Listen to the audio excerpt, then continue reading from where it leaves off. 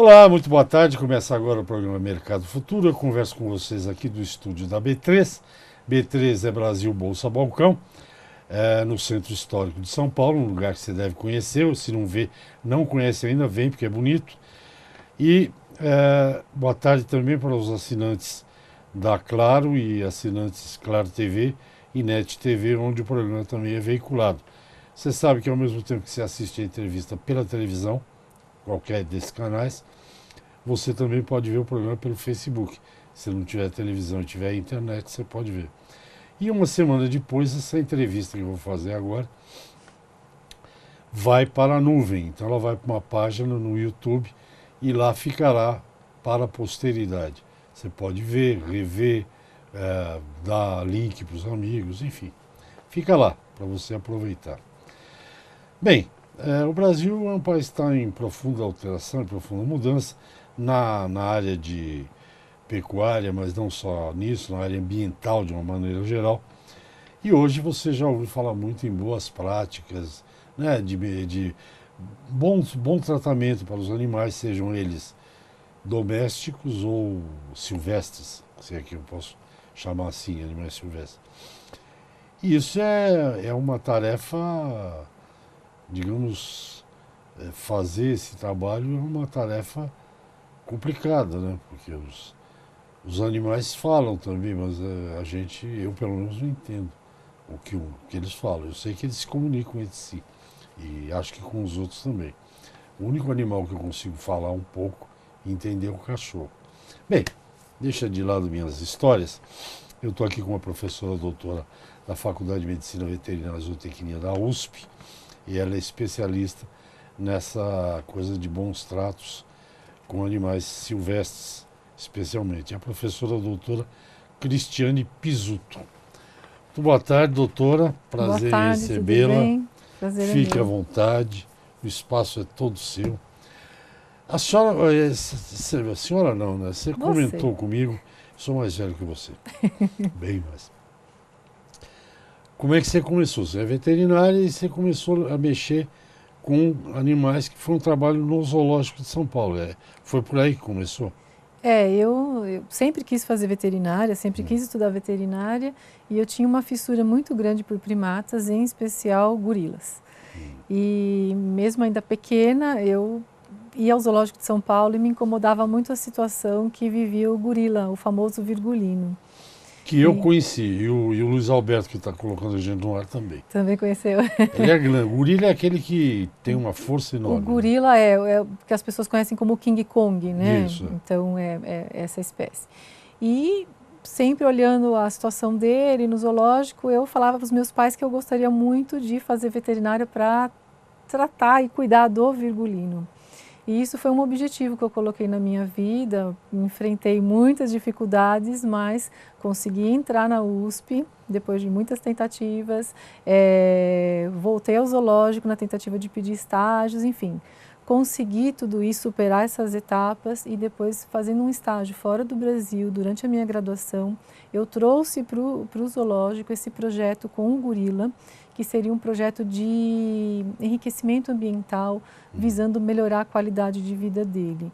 Então esse foi um projeto inédito no Brasil, no ano de 1997, e eu trouxe essa proposta de fora. Desde então eu não consegui mais sair dessa área da veterinária, então ela é uma área nova, na verdade desde aquela época, onde eu comecei a trabalhar a questão do comportamento dos animais, tentar melhorar o ambiente dos cativeiros onde eles estavam inseridos e tentando buscar um resgate dos comportamentos naturais que eles têm que ter, uma minimização do estresse que o cativeiro proporciona para eles, enfim, essa é uma área hoje que eu trabalho. Ele, por exemplo, o virgulino, que é famoso, foi manchete em todos os jornais, Foi. em todos os lugares. E mesmo na época, em 1998, meu trabalho foi muito divulgado na mídia porque o virgulino era um animal muito famoso no Brasil, né? Ele representava 50% da nossa amostra de gorilas da América Latina.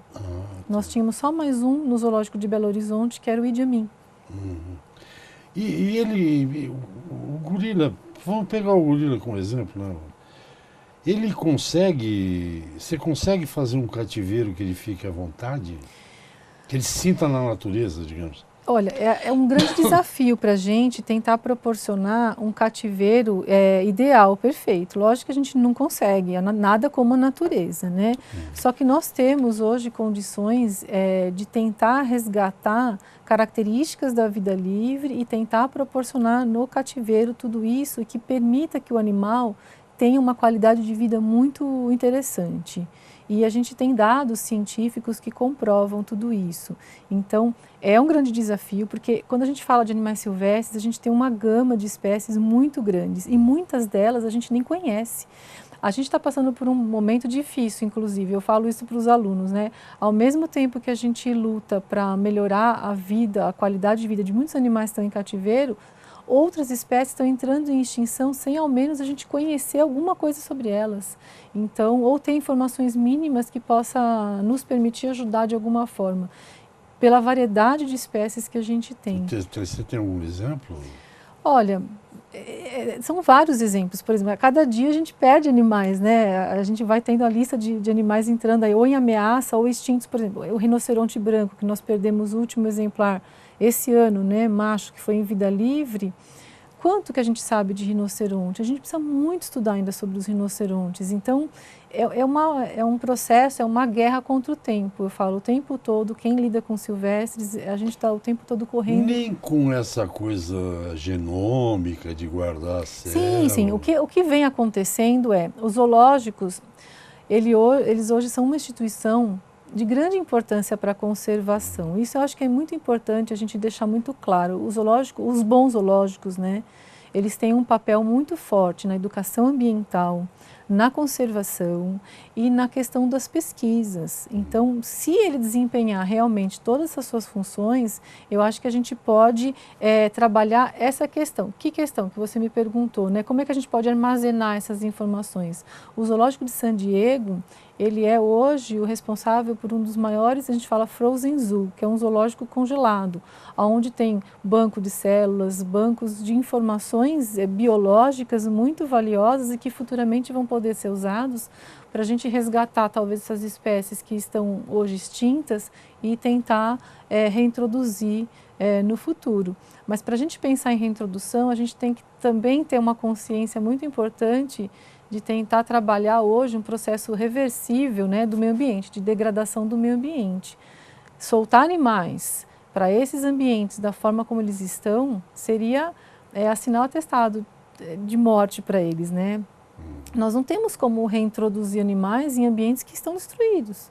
Então, é melhor destruídos. Nós temos muitos ecossistemas hoje que não têm condição de sustentar os animais. Nós vamos já ao primeiro intervalo. Tá Vamos passar rápido. Eu converso com a professora doutora Cristiane Pizzuto, da Faculdade de Medicina Veterinária e Zootecnia da USP, falando de um negócio legal. Por exemplo, eu moro muito próximo aqui de São Paulo, e muito próximo mesmo. E ali mesmo eu já conheci.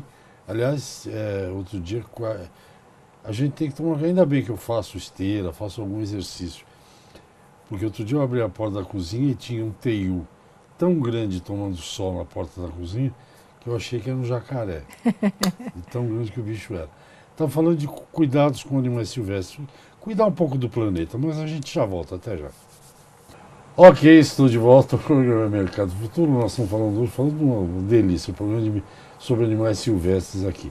A professora Cristiane Pizzuto, ela fez um trabalho que acho que é histórico, com o famoso virgulino, que era um gorila. Isso. O gorila é o maior primata que nós conhecemos? Sim, sim, é o maior Ele primata. tem muito mais força que o homem, né? Ele é um... Ah, com certeza. É um gigante, né? Ele é um gigante.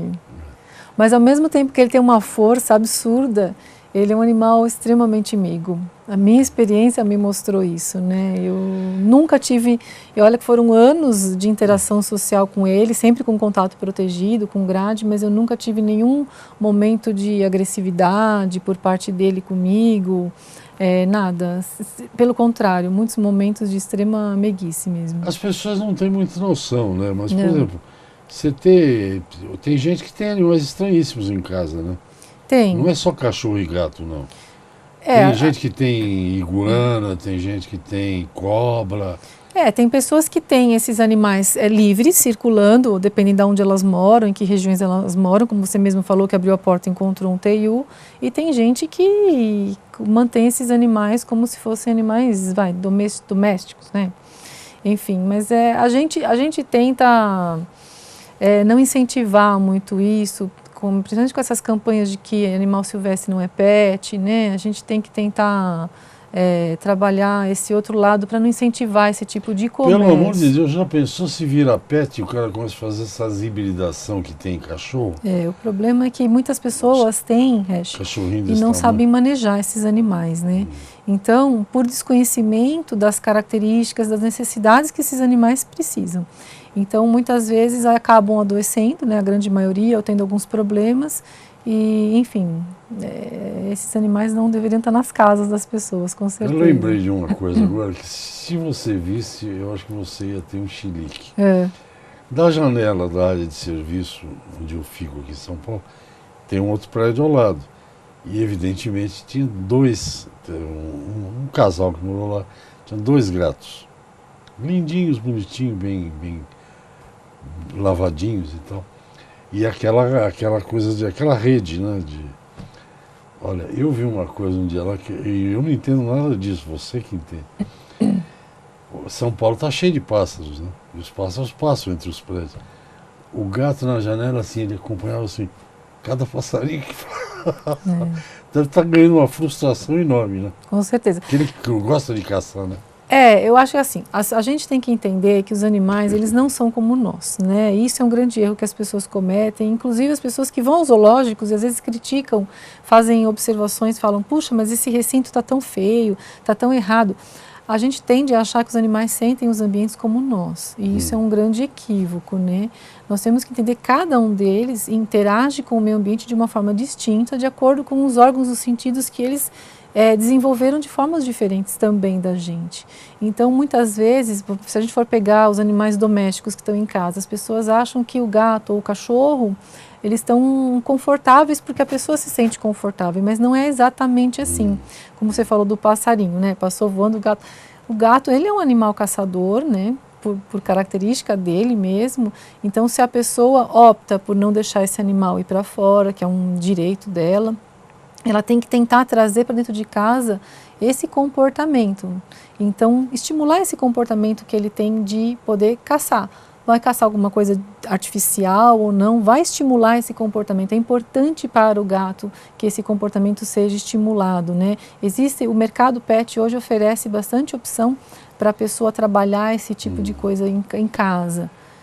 Então, isso é uma preocupação que as pessoas têm que ter quando esses animais estão realmente fechados. E a preocupação que a gente também tem no cativeiro do zoológico, porque a casa da gente não deixa de ser um cativeiro para o cachorro, para o gato. Ele está livre, está privado da liberdade, ele está no cativeiro.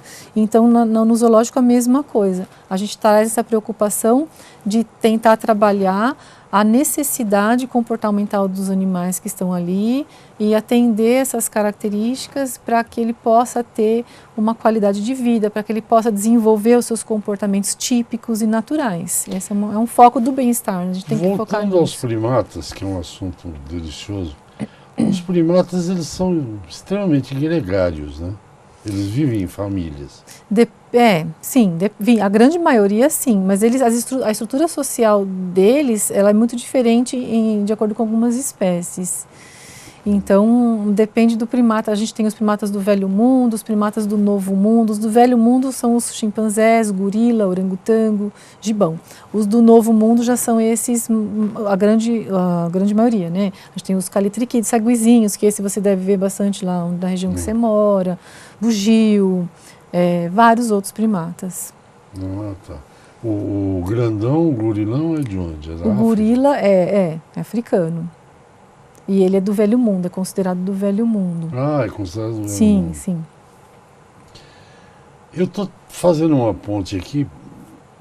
Eu falei do primata gregário, porque lá nesse lugar que eu vi, no Monkey World, que eu te falei antes do programa, eles ficam, alguns que eu vi lá, ficam tudo abraçadinho um no outro, eles não dormem abraçadinho e tal. Eu fiz uma ponte aqui, por exemplo, com um bovino. Não sei se o bovino não é animal silvestre. Bovino vive em grupo, porque é a criação comercial, digamos assim. Mas eu não sabia, eu fiquei sabendo com alguém que não é com você, mas também que se comporta. Eu não sabia, mas o bovino tem o dominante, o que bebe água primeiro. Parece que Na não. verdade, todos os animais vivem numa estrutura social já meio composta. Então, a gente sempre trabalha com essa questão do dominante ou um alfa, né? Ou animais subordinados. Toda espécie tem. Sim, com certeza. E Quer aí, dizer, toda espécie tem um que apanha, né? eu não diria o que apanha, mas o que obedece. O que obedece. Ou obedece ou apanha. Né? Mas a gente tem que trabalhar isso também. Então, essa preocupação de conhecer quem são esses animais, quem são os dominantes, quem são os subordinados. Então, num programa, quando a gente trabalha bem-estar em cativeiro e a gente tenta trazer essa estrutura social para o cativeiro, é muito importante deixar bem delineado, né, quem é quem, para que, por exemplo, se a gente vai oferecer alguma coisa que o animal vai manipular, o dominante ele vai pegar primeiro. Então a gente já tem que saber que para aquele animal, talvez eu tenha que liberar 1 ou 2 itens para que ele pegue e depois os outros possam interagir de outras formas. Então essa característica a gente tem que levar também para essas questões. Você vê que tem umas coisas, você cuida dessa questão do bem-estar animal, que é importantíssima, mas, por exemplo, uma vez eu fui no criatório de rãs, e achei estranhíssimo, que tinha aquela água, aquele ambiente mais perto do que ela vive, né?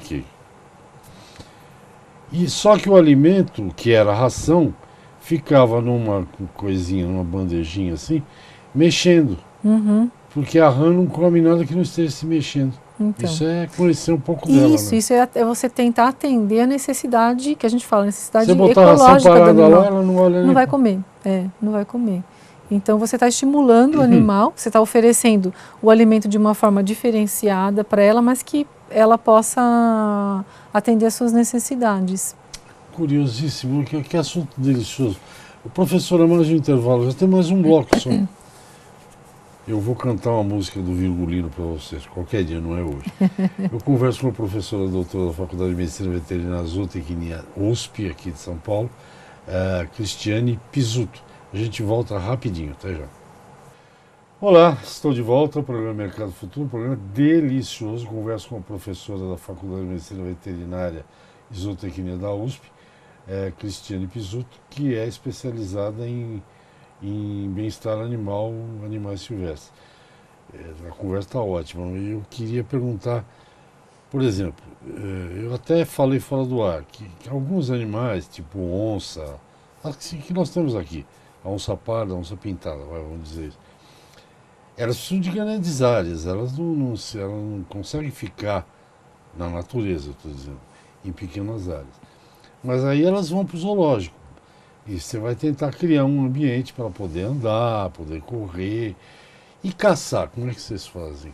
Então, Resch, hoje a legislação brasileira ela não permite que o uso de presa viva em cativeiro, né? E se a gente pensar na cadeia alimentar desses animais, a cadeia alimentar é através da presa viva. Na natureza seria assim. Então, a gente, dentro de um programa de bem-estar, a gente cria alternativas para que o comportamento da caça seja atendido. Porque nem sempre interessa para nós o que o animal come. Não que não seja importante, lógico que é fundamental. Mas muitas vezes, como o animal se alimenta. Então, esse como, que é a caça, no caso desses carnívoros, predadores, ele é muito importante, ele tem que acontecer.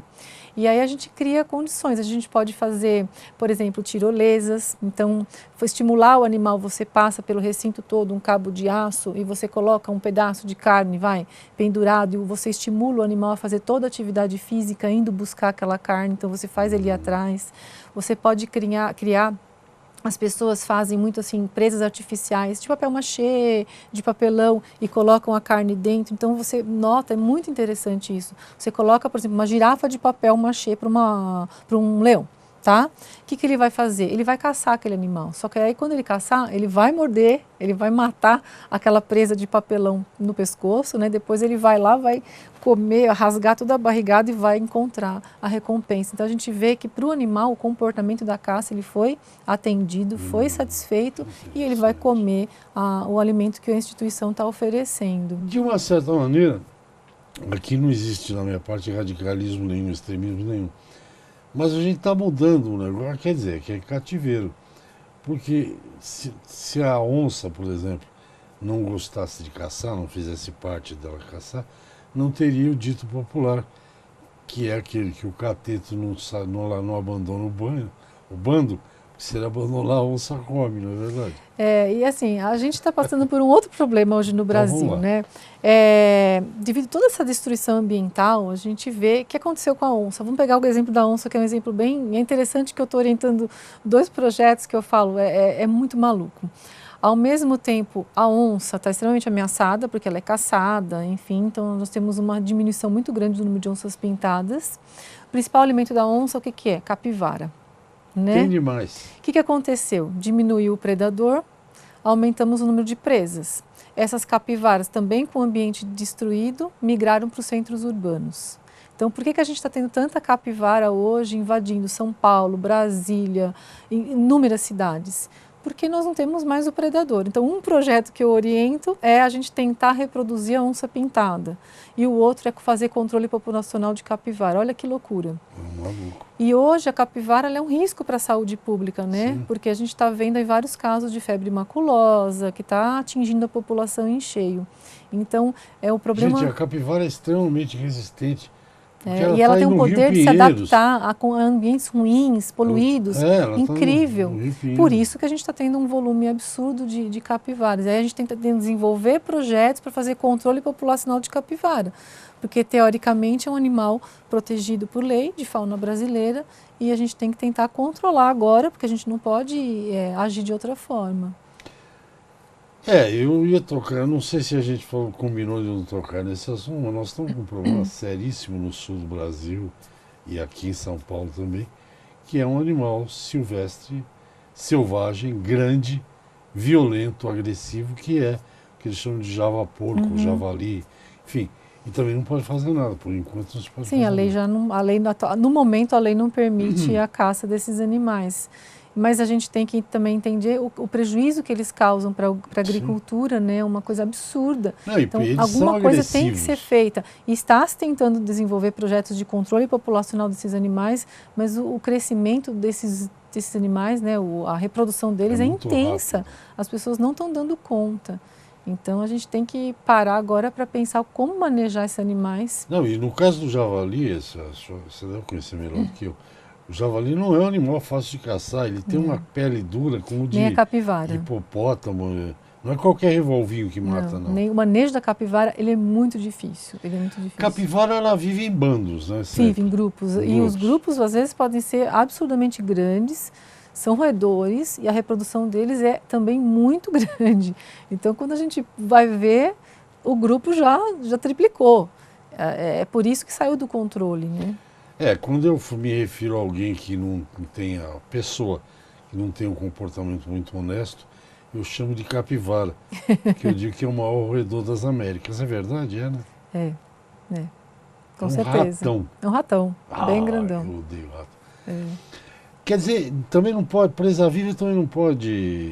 Não pode. Então a gente está tentando criar condições, né, alternativas. Você falou muito de ambiente. O estado de São Paulo, especificamente, nas estatísticas da Secretaria da Agricultura, elas mostram que a área com florestas no estado de São Paulo tem aumentado e não diminuído. Sim, o último levantamento não que quer eu vi, dizer que inclusive, é uma beleza, foi que a Mata Atlântica realmente, acho que deu uma estacionada essa questão de destruição, né, de devastação e desmatamento. É urgente, é para ontem tudo isso. A gente precisa tomar consciência, a gente precisa fazer educação ambiental. O que eu sinto, eu falo isso para os alunos, né? O professor, a gente pensa, veterinário, a gente tem um papel muito importante como educador ambiental também, né? Nós precisamos conscientizar escolas, crianças, cidadãos da importância de cuidar do meio ambiente, porque nós vamos chegar num nível insustentável. Mas eu vejo que a região de São Paulo, realmente, o último levantamento que eu vi, houve uma estacionada no desmatamento. Nosso tempo já acabou, que ele falou 1 minuto aqui, já 1 minuto não dá para mais nada. Mas já está convidado quando quiser voltar para a gente falar desses assuntos. Eu agradeço. Eu te agradeço. Eu tenho 2 teorias meio loucas, que acho que dá tempo de eu falar aqui. A primeira é que você não vai me ver falar que a população em 2050 vai ser não sei quantos bilhões e que nós vamos ter que produzir alimento. Eu acho que a natureza dá um jeito. Seja uma praga, um tsunami, vai morrer milhões de pessoas, não vamos chegar lá. E a segunda teoria, a minha teoria principal, é que eu acho que o mundo tinha que adotar uma política mundial de controle da natalidade. Essa é a minha opinião. Porque o planeta não aumenta. Não suporta mais. Não suporta mais. Aí tem gente que diz, vamos para Marte. Então, vamos para Marte. Mas você está convidado aqui, são as minhas maluquices. Você está convidado para voltar, te agradeço muito, fiquei muito Obrigada. feliz com a tua presença. Eu volto. Adorei o programa. Obrigada, Tá bom? eu que agradeço. Gente, é isso. Amanhã tem mais. Até lá. Tchau, tchau.